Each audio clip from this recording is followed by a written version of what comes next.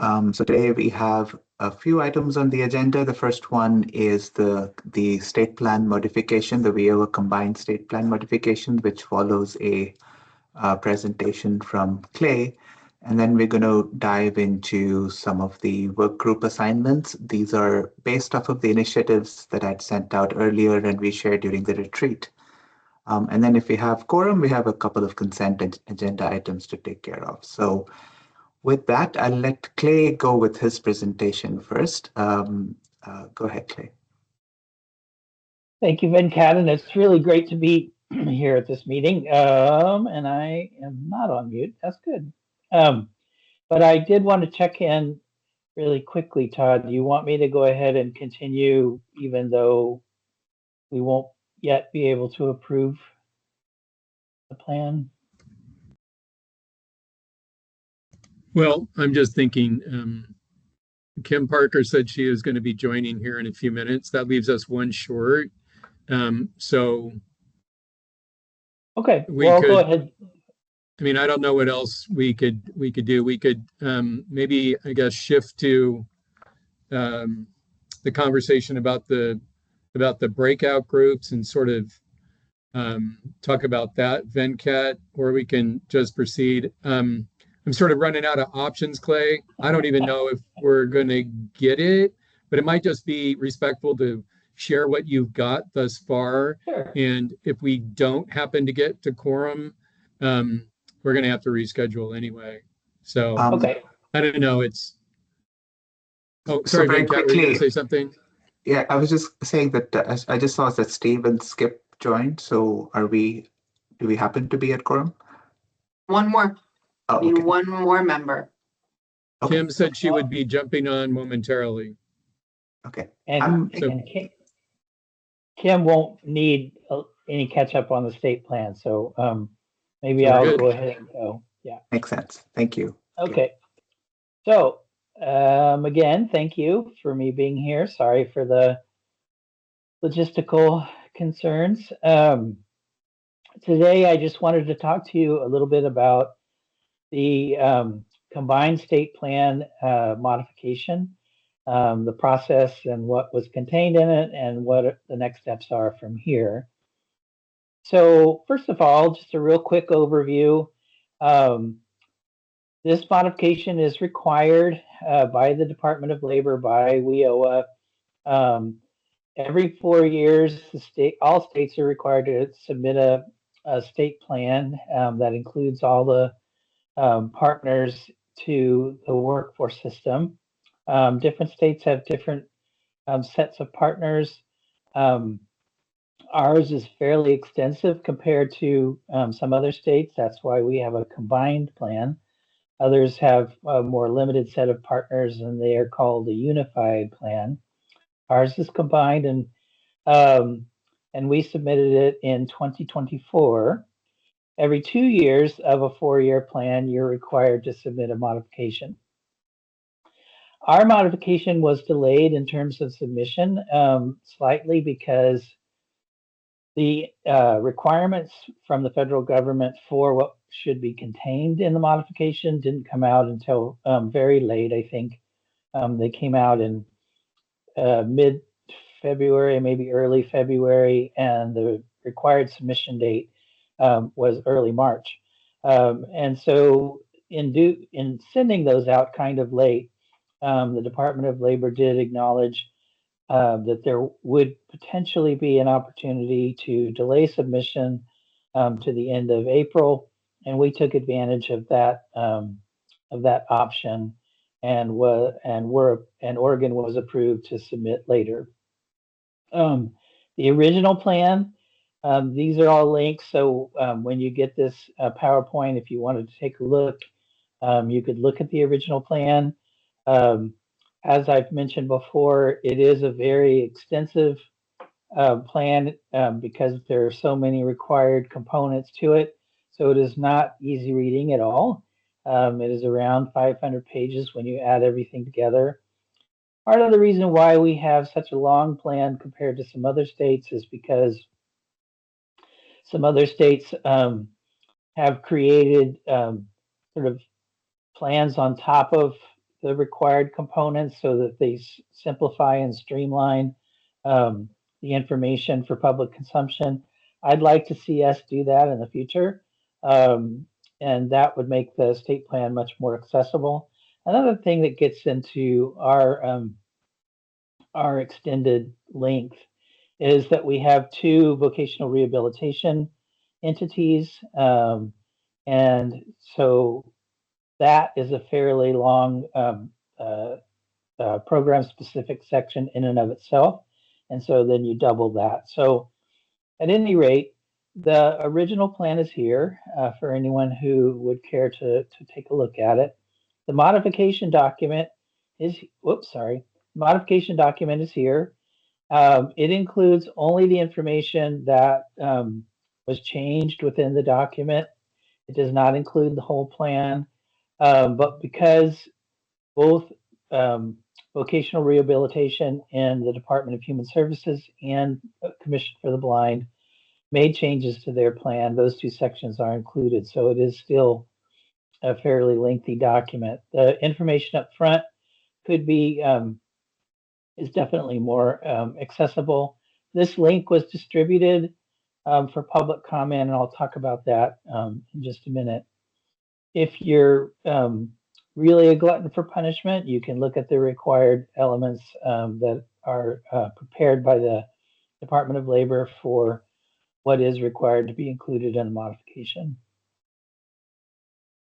These are kind of the highlights. Historically, Oregon has tended to do a relatively small scope for modifications. There are only a few sort of required things that have to occur, and those are identified in law, but they're relatively minor. And if things have stayed pretty much the same since the original submission, there's no requirement to resubmit any information or make minor changes to the information. But we did include these particular things in our modification, and that will be submitted soon.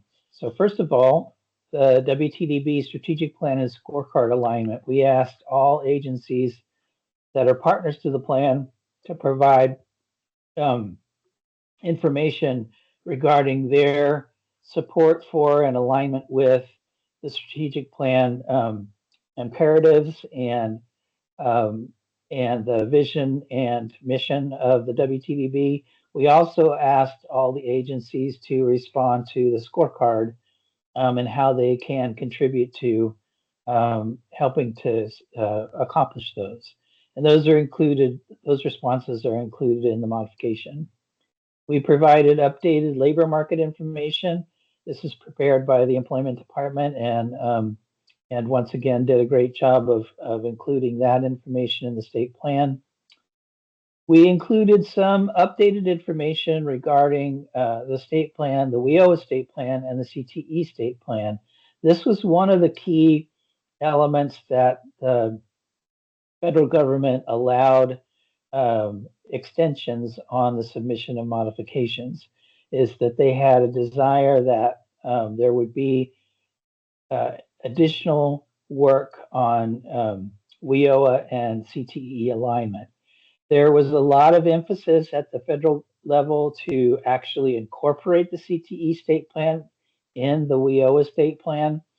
We have decided not to do that in this modification because CTE has a new director, and the timing just didn't seem like it would be right. But there will be conversations between now and 2028 to see if these two plans can be combined. We do have, as I said, updated information around these two plan alignments. Required modifications, some things such as performance and other types of information were required. And then, of course, there was response to public comment, and I'll get to that on the next slide. So public comment and submission. Public comment, we were open for the public to make comments between March 16th and April 14th. So it closed yesterday. On the primary information that we submitted and posted for public comment, we got no comments, and that's not unusual. We get a handful of comments on sort of the main plan every 4 years. Some of those are significant and we respond to those, but on modifications, typically we don't get a lot of comments. And so that's not unusual, but we do post it and distribute the notification broadly so that anyone who would care to comment can. Vocational Rehabilitation and the Commission for the Blind, they had separate public comment periods in addition to ours. They also received no significant comments on their separate postings. One of the key elements of their modification was that they were had already been sort of noticed. They were in, and so that information wasn't new when they were issuing this particular public comment period. So again, not a surprise that they didn't get anything. There were a few public comments for the Migrant Seasonal Farm Worker program. These kind of centered around a few themes. First of all, sort of co-enrollment across programs, then navigation between programs, and then sort of finally the complaint process and how those things were handled. Those comments are in the process of being reviewed, and the response to those comments will all be incorporated in the modification before it's submitted. So that's kind of the public comment period, the ones that we received and what's going to transpire as a result. Submission, as I mentioned, got extended to the end of April.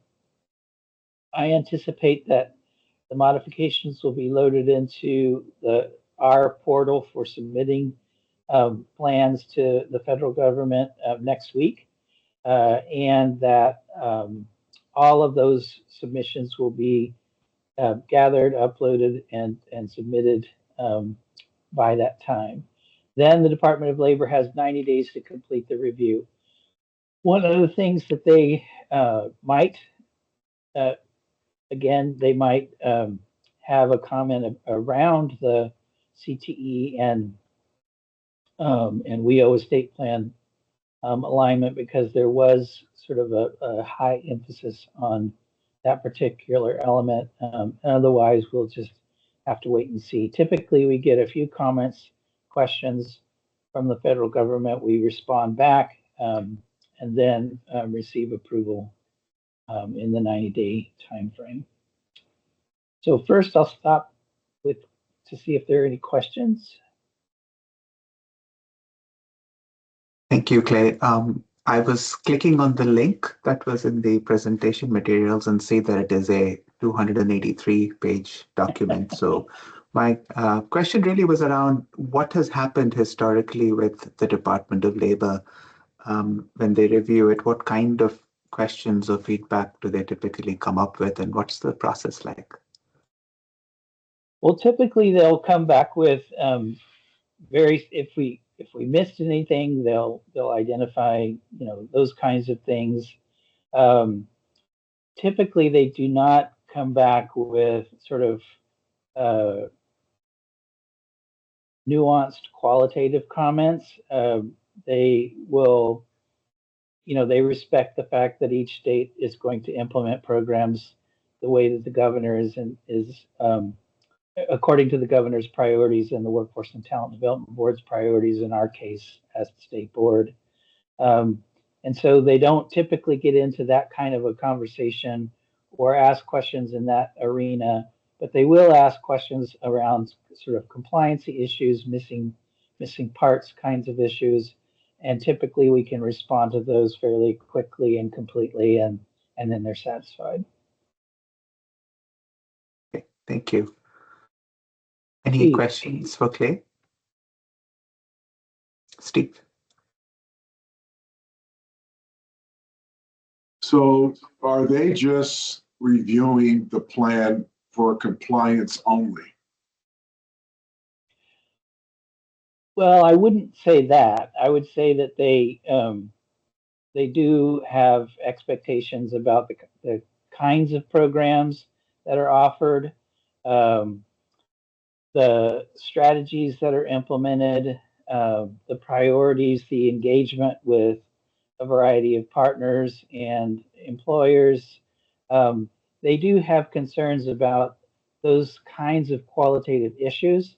And if they were missing, they would certainly call out the fact that they were missing. Um, but again, as they typically would not respond to uh, the why we would choose one particular strategy over another, as long as we're addressing the overall thrust of what the plan is supposed to address.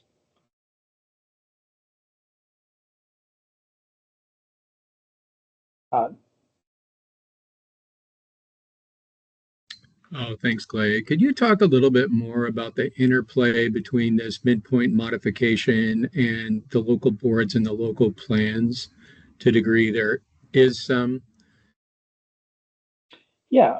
One of the things that we asked the local boards, first of all, the local boards have the same requirements as the state does in terms of creating a plan on a 4-year cycle with a 2-year modification. And of course, they're on the same cycle. So while we are submitting our modification, the local boards have submitted their modification to the state. Similarly, local boards historically, there are minimal sort of required modification elements, and so if things haven't changed dramatically in the 2 years, then they don't necessarily need to submit a significant modification. In fact, in some cases in the past, local boards have been able to say we're not going to submit a modification because nothing has significantly changed, and that's okay. But this year we asked all local boards to respond to the WTDB's strategic plan and scorecard. And so, similar to the agencies that are partners to the state plan, local boards provided input into responding to the WTDB strategic plan. And that information is being reviewed currently.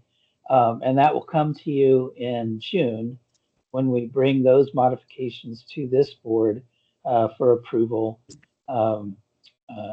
For approval. So that'll happen in June, and there will be a report at that time to kind of highlight some of the things that came from that modification process.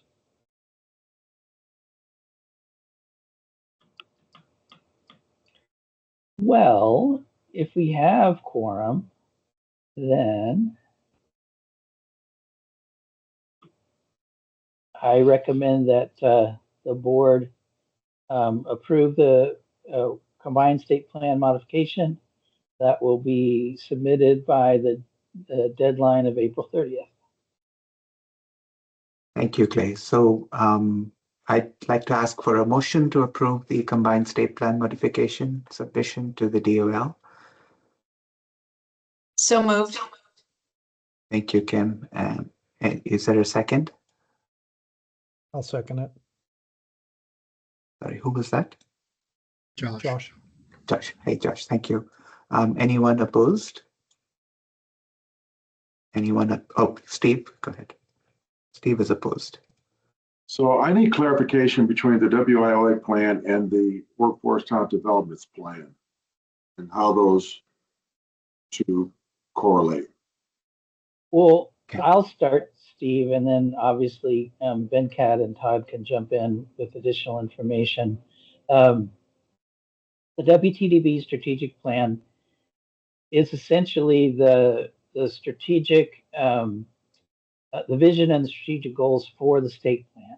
So there is a component of the state plan that that asks for the state's vision and goals moving forward related to workforce programs. And what we have done, what I have done, is incorporated the WTDB's strategic plan into that section as the state plan's vision and goals. And so that's how the two connect. They don't necessarily, that's one of the reasons why having a state plan that's a little inaccessible in terms of readability is difficult, because there should be an easier way for you to see that in a public document. But that is what is done. And so WTDB's strategic plan is incorporated into the state plan. Well, I'm struggling with the fact when I analyze the plans that the plan only for construction, it only includes pre-apprentice. So I'm trying to understand how that industry can be excluded from the plans other than that, which then leads me to question, since I represent the construction industry, what am I doing here if that's all there is? So in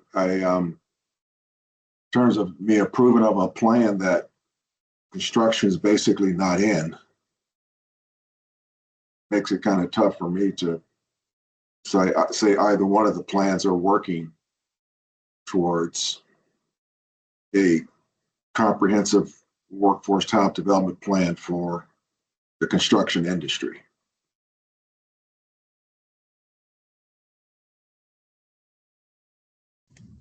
Clay, I'm wondering, thanks for that, Steve. One of the questions Clay Venkat and others I have is sort of back to the local plans. Several of the local workforce boards are involved in sector partnership work, as I think you're aware of, Steve. And that includes industry engagement and partnership work with employers in various sectors, including sectors like construction, healthcare, manufacturing, technology, et cetera. I'm just curious, Clay, at the local level, well, first off, at the state level, if construction, to your knowledge, is called out in the 500-page or so report, and then also with anything that you've seen come up from the local plans to the state, is there mention around the construction sector? Thanks. Well, there is the state plan does include employer engagement, which includes a broad spectrum of industries, and including construction. It is not, there is not a, we typically, or we haven't, and it is included in this plan, had a sort of highlighted industry inventory included within the plan. So that is not present in the plan, but construction through a number of different strategies shows up in the state plan, including sector strategies, as Todd mentioned. Sector strategies are mentioned throughout the state plan as one of the key strategies that we use to support workforce in a variety of different industries. And local boards obviously have implemented those sector strategies to address a variety of industries, including construction. So it's, the construction is there. It's just a matter of whether it is in a sort of high enough profile or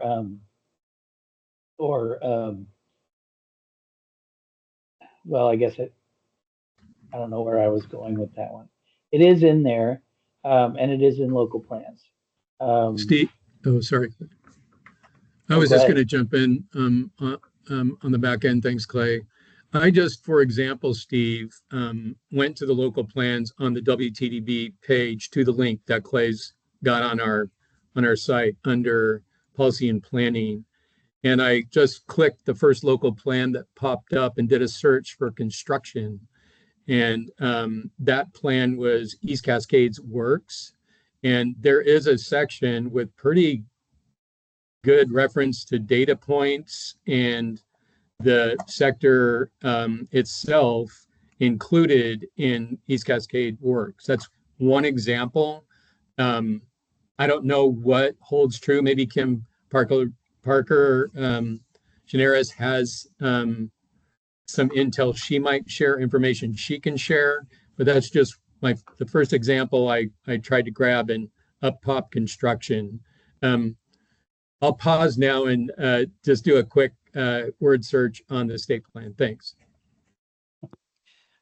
I was just gonna pull up the sector map. Let me see if I can do that. But we in the Mid-Valley also identify construction as a targeted sector, and I believe work systems in the Portland metro area does as well. But let me see if I can find that real quick.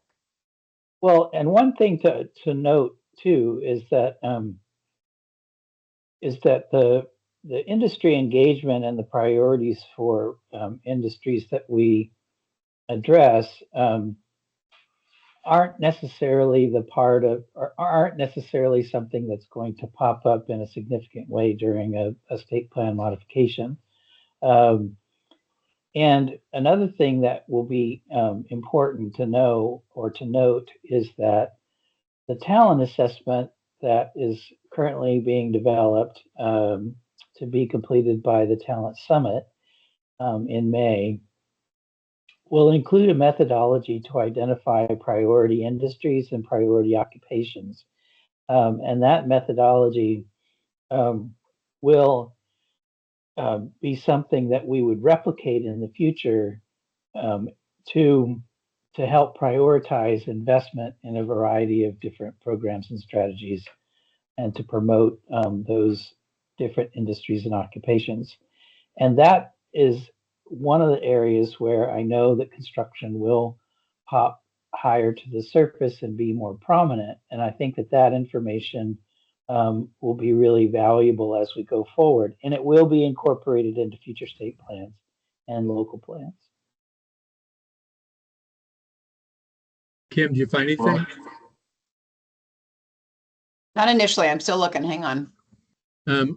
Steve, I did. There are 17 references to construction in the original state plan from 2024. Obviously, we don't have time for me to go into depth on this, but there is pretty significant language and reference to the sector itself in the plan. So I've analyzed it deeply, and you'll see that it'll go back to registered apprenticeship, because registered apprenticeship is the only recognized framework in which the construction industry is included in the plan. And registered apprenticeship only represents about 15% of our workforce. So it is in there, and the cross-sector partners that they use the same ones over and over again. And then that ties back to, I know that we're looking at how do we get better demand signals to align to. And if you're using the same organization in your work and reporting, then it doesn't really give you an idea of how well you're doing in addressing the workforce demand now and in the future. So, you know, obviously with AI, you can search through it and you can drill down, you'll find that everything's going to go back to a registered apprenticeship, because that's really recognized from the construction industry.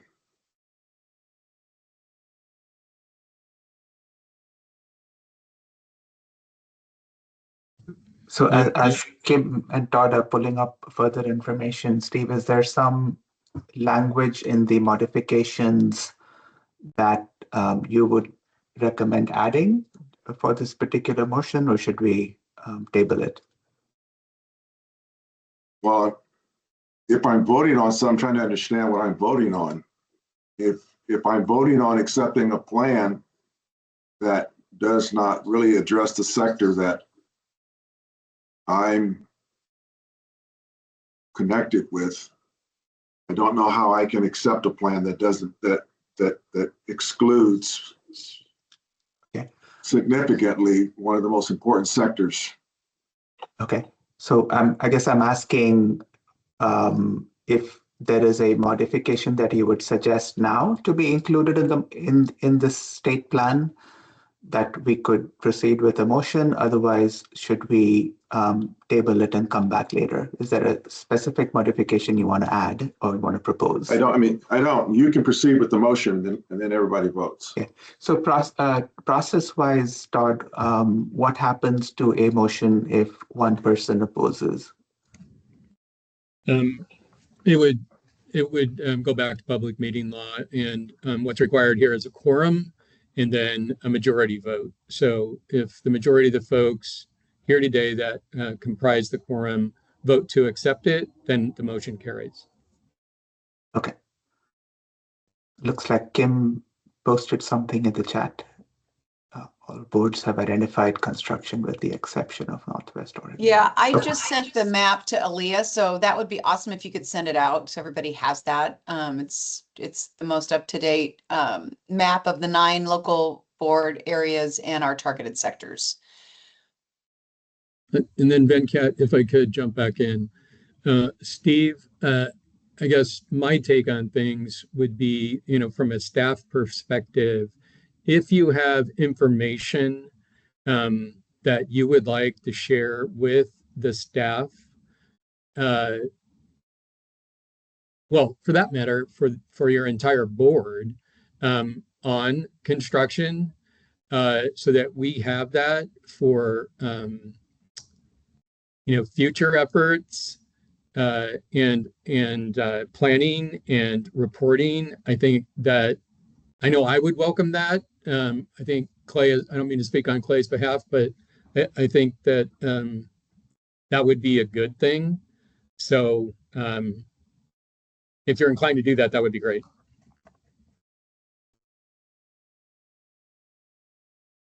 I do have something that I can and I will share with the board. I've been researching this the last 3 years, so I have a pretty in-depth report that I'm finalizing. And once it's finalized, I will share it with the board, along with sharing it with the governor's office. Okay. Okay. So Todd, should we proceed with the motion? Yes, please. Okay. So we had Steve opposed. Anyone else opposed? Anyone abstaining? Okay. And then we have another consent agenda item, which is to review and approve minutes from the January committee meeting. Aaliyah, do you have those minutes up somewhere that people could scroll through?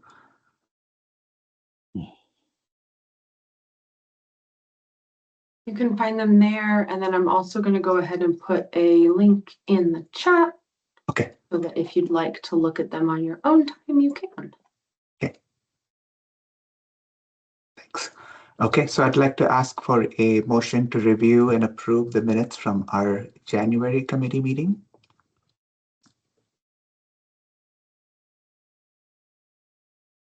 With the link in the chat. I'll make a motion to approve. I'm sorry, who was that? It's Josh. Josh. Thank you, Josh. A second? I'll second. It's Adrian. Thank you, Adrian. Anyone opposed? Anyone abstaining? Okay, that motion carries. Thank you. That takes care of the consent agenda items. And Ali, I forgot to check with you if we have any public comment today. We do not. Okay. Thank you. Thank you, Clay, for your presentation. And Todd, we should probably move on to the work group assignments, if that's okay with you, unless you had something else in mind. That sounds perfect then, Kat. Okay. So on the work group assignments, one thing that Todd and I were talking about earlier is that since this is an exec meeting, the group representations are probably not going to be there. So just to follow up from the retreat, we identified, we went through the 3 initiatives for the WTDB. The first one being the Unified Workforce Convener. The second one was aligning our talent pipeline by industry demand. And the third one was activating legislative partnerships. And we took some volunteer names on the board, and Aliyah sent out some assignments. What I'd like to do, since we don't have everybody in those groups here to go to actual breakout rooms and have a discussion, is to assign some leads to each group and have them go convene meetings and report back with actions of what the board should take on in the next meeting, which would be, I think, is an exec meeting in May. So please correct me if I'm wrong, Todd. And just May 20th, yes. May is our 20th, next okay. exec from Okay. 1 to 3. Okay, so in terms of leaders for Group 1, Ken Madden agreed to take leadership of being the Unified Workforce Convener. And to me, what that means is that we would like to formalize some coordination agreements with multiple state agencies and the industry consortia. So all of the Future Ready industry consortia, the local workforce boards, HEC, Oregon Employment Department, Business Oregon, OBI, ODE, Community College Association.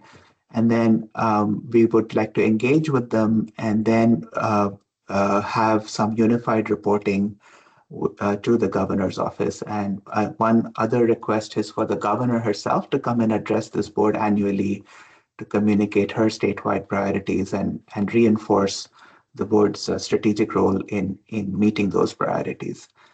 So with Ken leading that group, and Ken couldn't be with us here today, I expect that the leaders would organize some meetings in the background and then come back with some action items for the board to take. For the second group, which is talent pipeline alignment by industry demand, Adrian, the request is for you to lead that because the initiative document, and I'm happy, Aliyah, if you can share that again with the exec committee. But one of the actions there was to have alignment between training supply and employer demand by sector and form and create a report that has the workforce readiness, the board's workforce readiness assessment for each priority sector.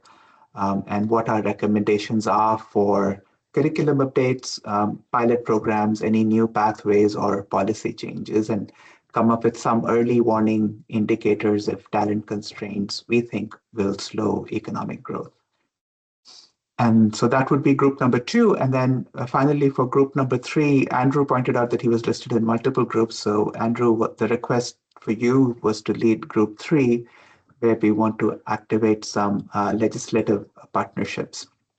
And in there, what we really want to do is to recruit legislative members from key committees who can create a coalition within the legislature that thinks about workforce and economic development integration. We thought we would like to have one per person, one per party, and one per chamber. So just as a backdrop to this, Andrew, we had the legislative bus tour that Skip and TAO had organized a couple of days ago, and there were quite a few legislators who came to tour around the different semiconductor industries in Oregon. I had a chance to meet Senator Solman, who had agreed during the holidays to be part of the board, and she told me that she's just been extremely busy with the primaries, et cetera, but she's willing to engage in June. So, and we already have Rep. Pham on the board. So I think between Rep. Pham and Senator Solman, we have the Democratic side covered. but we would really like to have a couple of members from the other party, hopefully one from the House and one from the Senate. So that's just some information to start off with for you, Andrew. And then if you're able to pull these together by the next meeting, that would be helpful. And Skip, you had a comment. Go ahead.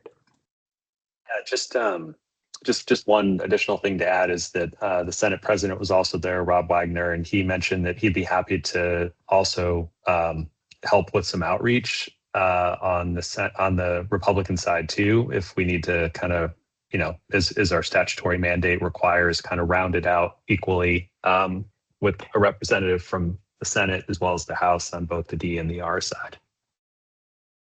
Thank you, Skip. And then the reason for doing this again is for our board recommendations needing a legislative pathway to become policy. So then the governor can advance her agenda with legislative partners who understand our workforce and talent requirements. Andrew. Thanks. Glad to help out with this. One question to help me as I'm talking with others and we come back. Is there interest, and I looked at some of the bylaws and other things around this, and it doesn't appear to be a limit on the number of legislators.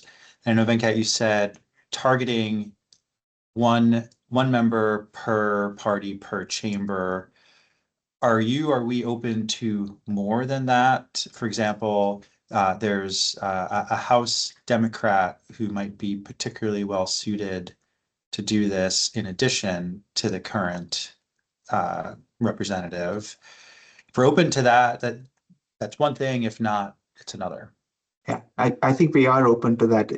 There's some language, and Todd can clarify. I see that Todd has his hand up about a minimum and no maximum. Go ahead, Todd. Yeah, perfect, Venkat. You just covered it. Andrew, under WIA, Workforce Investment Act of years gone by, the two on each side, R&D, was required by federal law. Under WIOA, they reduced it to 1 and 1.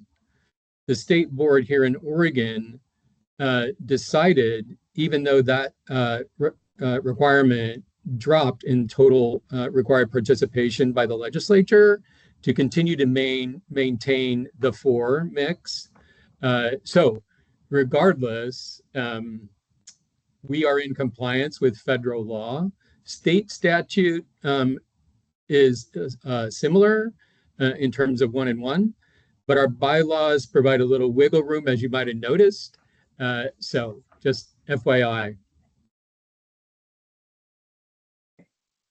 Thank you. And Aliyah, I think it would be helpful if we share the initiatives document with the group, and it doesn't have to be done now, but we could do that after the meeting.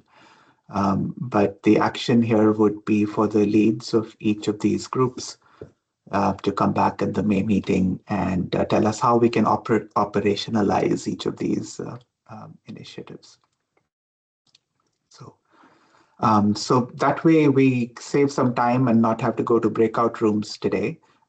We obviously don't have people. And if there are others from the board who would like to join each of these groups, please let Todd, Aliyah, and the leads of each of these groups know. Okay. Yeah, Venkat, just one other point.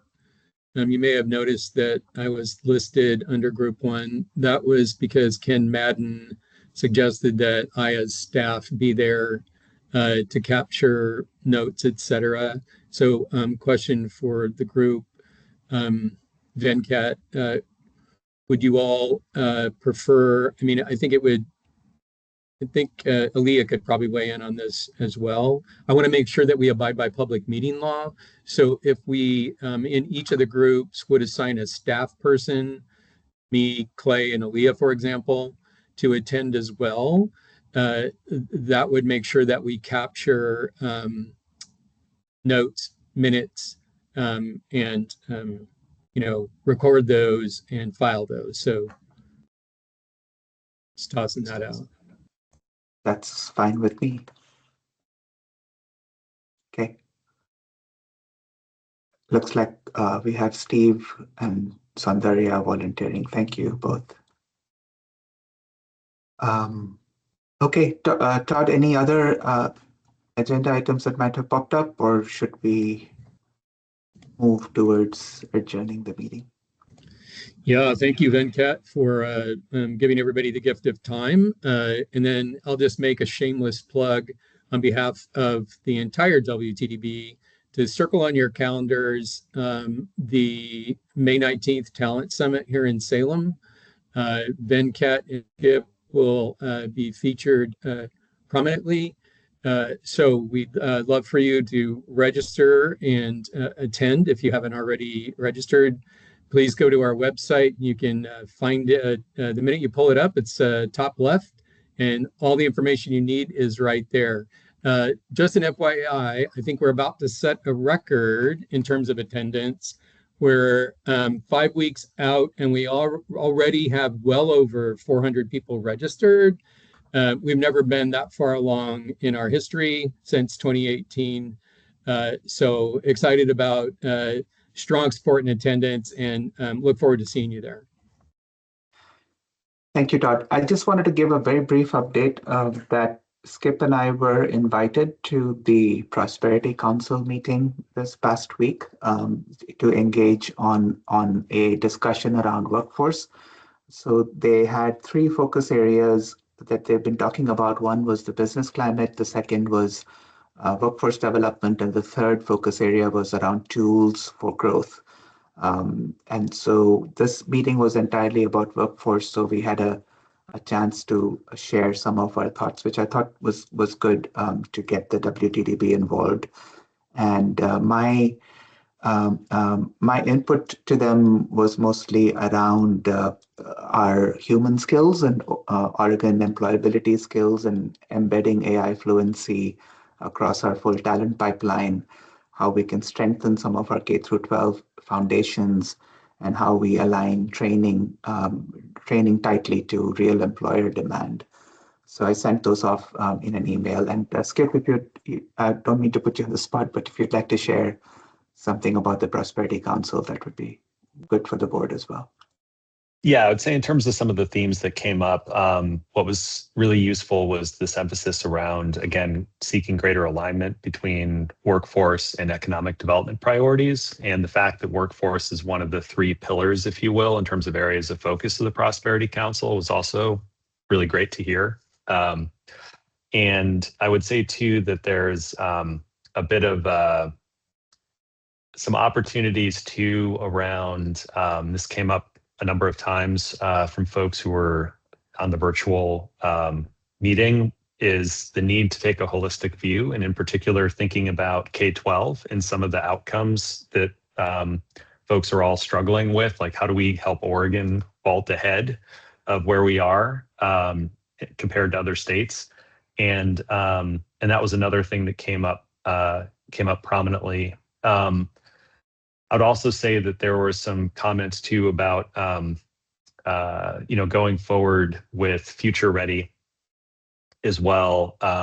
There's a focus on 3 sectors with Future Ready as currently conceived. And with the advent of technologies like AI, there's a need to think cross-sector and include more sectors in the mix when thinking about how is AI disrupting or potentially creating new opportunities to approach workforce differently in education, training, reskilling, and upskilling. And so it was helpful, I think, for folks on the call on the Prosperity Council who maybe aren't necessarily in the workforce world day in and day out to kind of hear some of these concerns and perspectives from the folks who'd been assembled. But those are some of the areas that kind of jumped out at me from the discussion. Thank you, Skip. And for what it's worth, I did also mention that we should leverage the WTDB as the unified workforce convener. So hopefully that works out. Okay, any other questions, comments, thoughts before we end the meeting? Hearing none, I give you all back 35 minutes. Enjoy the rest of your week. Thank you for coming. Bye. Thanks, Venkat. Bye. Bye-bye. Thanks, Venkat. Thanks, everybody. Bye.